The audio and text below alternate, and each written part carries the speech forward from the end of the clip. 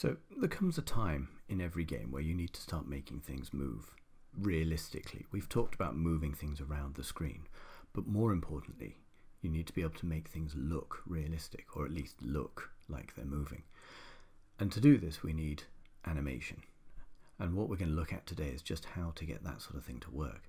Now here is an example of some animation. This is taken from Thimbleweed Park, which is a recent game. Really, really good. Very much worth playing. And you can see the character here on screen.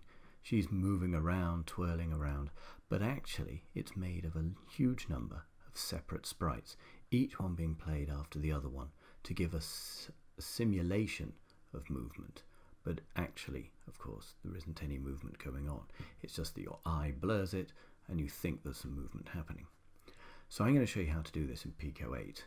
And to do it, to start with, all we're going to need to do is get a project open, like this one, and we're going to need to design some sprites. That is, we're going to need to draw some animation sprites. So what we'll do is we could start off maybe with some sort of animation of a person. Let's have something like this. So I'm just going to draw myself a person on screen, give her some eyes, maybe there, and a sort of orangey jumper, something like this. Looks all right, and some legs. So there we are. There is a character that you can put onto the screen. Now this character in itself is not particularly interesting, and more importantly, won't move. We can draw this character to the screen if we come into here and we put in a function draw at an end, and we can say sprite, and it was sprite 1, and we'll put it in the middle, 63, 63.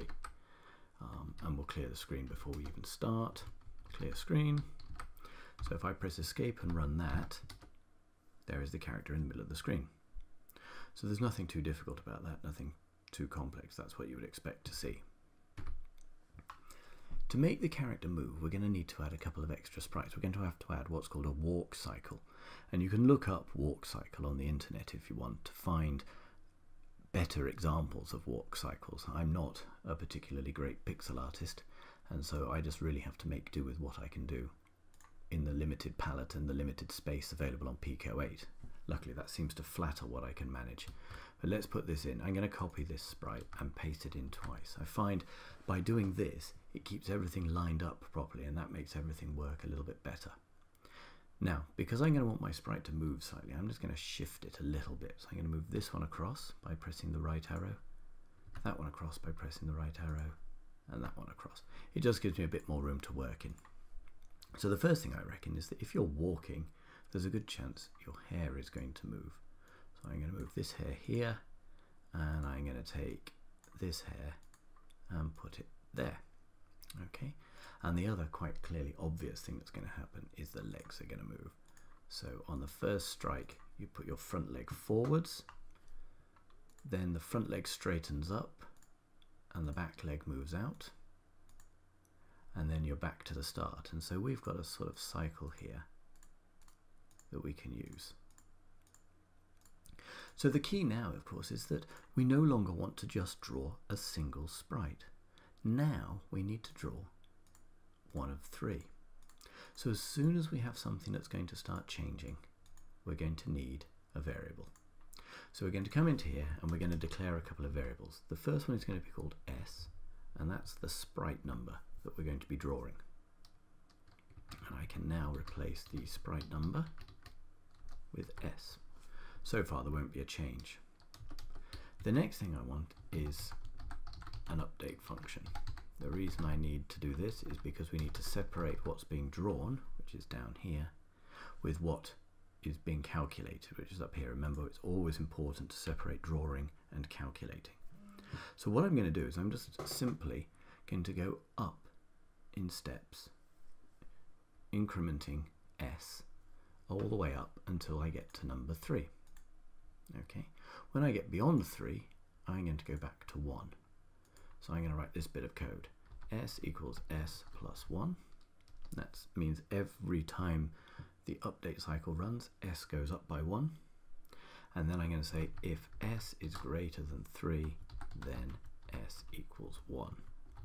And this basically gets us to a situation where I have 3 frames of animation. 1, 2, 3, and I'm going to draw the first one. S is 1. Then the next turn S is 2. Okay. Then the next turn S is 3. And then the next turn S is actually S equals S plus 1 is going to become 4. But here it says if S is bigger than 3, then make S back to 1. So instead what happens is after this one we run back to here. And then we run through it again. So between there and there, and between there and there, and it just runs round and round and round like that. Okay, so if I take this piece of code now and I run it, we can see our animated sprite, but there's a problem here. The sprite is slightly rapid. She is clearly sprinting as fast as she possibly can, and this is not really going to do us any good. So we want to slow it down, and for that we need a delay. So I'm going to set up a variable called d, and this value is how many frames, or sorry, how many update cycles run between each of these changes. If we imagine back over here on our diagram that we've had, you've got a gap here, here, and obviously here. And we want to know how many frames of animation to run between those. So update, because I'm only running normal update, runs 30 times per second. Okay, so if this is running at 30 times a second and we've got a bit of a gap in between each one, I'm going to say, okay, let's wait 4 of these ticks. So it's going to change the frame, wait 4, change the frame, wait 4, change the frame, wait 4. So overall it's going to take us 15 frames to get through a cycle, which is half a second. Could be okay, it might be a disaster, it doesn't matter, we can change it in a second. So we'll give this a go. Okay, we'll see what we get. So I'm going to set my delay to be 4. So how does the delay work?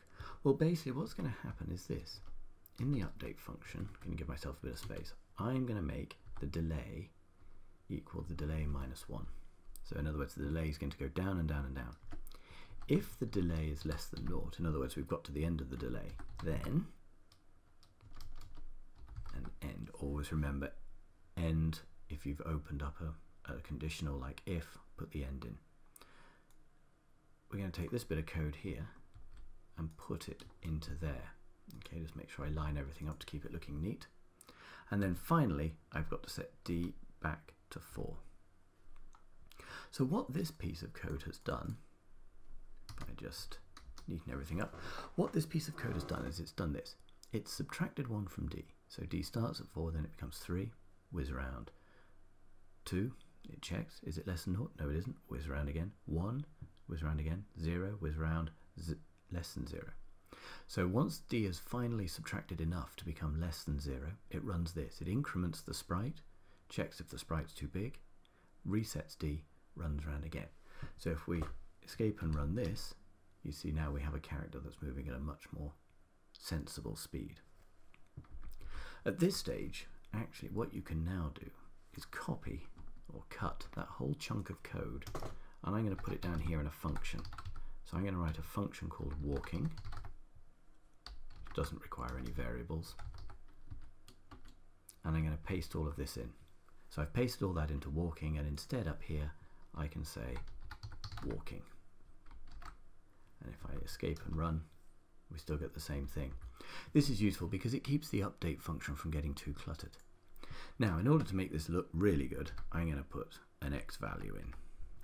And then in here, I'm going to draw it at the X value. Sprite is going to be drawn at the X. Put the X in the middle of the screen. And in my update cycle here, I'm going to say if button naught, then X equals X minus 1. And our other button, if button 1, then end it again, X equals X plus 1. So this should hopefully move our character across the screen. There she goes, bit of moonwalking that way. That one looks okay. I wonder if the delay is a bit long, so I'm going to make the delay 3 and stick down here to the delay being 3 and try that. That's possibly a little bit more convincing. Now the last thing you noticed was that of course she was moonwalking when she went backwards. Now Pico 8 has a fantastic function. Instead of drawing all of these sprites facing the other way, we can just flip them. So I'm going to put a value called f, and I'm going to set it to false. And this is whether we flip the sprite or not. So in our draw here, we just have to make sure we tell it how big the sprite is. It's a 1-on-1 sprite, and whether to flip it, f. So at the moment we're not flipping it. If I change flip to true, we are flipping it. This could become useful, and indeed will. If we press button 0, that is moving left, we want to make the flip true. If this one, we're going to make the flip false. So now when we walk, we can walk that way or that way. That's looking a little better. Still not sure about that delay. Is it too long or too short? I'm going to try a 2. See what we get with this one. That's possibly a little bit more convincing.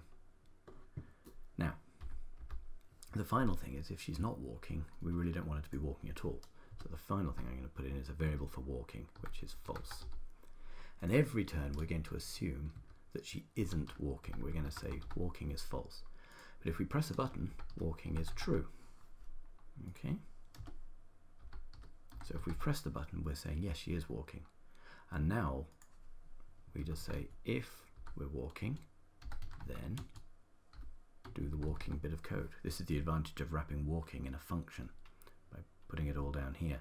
Because now we can just say if this is true, if w, then do some walking. Otherwise, don't.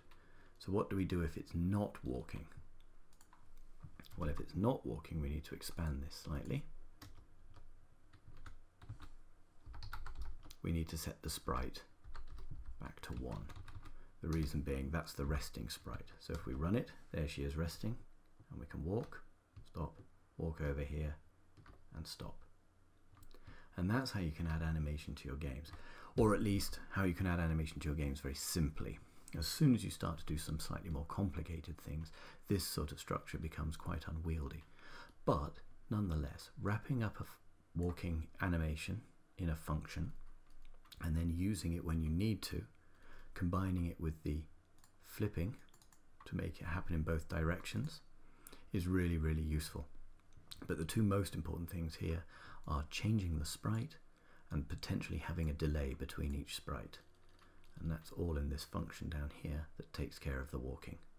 So hopefully that should give you a better idea of how to make animation happen within your games. Happy programming.